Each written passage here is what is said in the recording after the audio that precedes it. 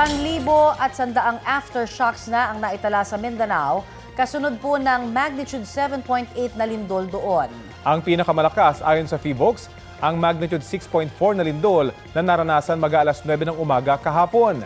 Batay rin sa datos ng PHIVOLCS, magnitude 1.3 na lindol ang naitalang pinakamahinang aftershock. Sa ngayon, 37 ang patay, ayon sa Office of Civil Defense. Karamihan sa kanila taga-SOC Sargen o Region 12. Paglilinaw ng OCD, patuloy pang biniberipika mga nabanggit na datos. Nag-anunsyo na ng state of calamity ang ilang lugar kabilang ang General Santos City at ang bayan ng Malapatan sa Sarangani dahil sa epekto ng lindol.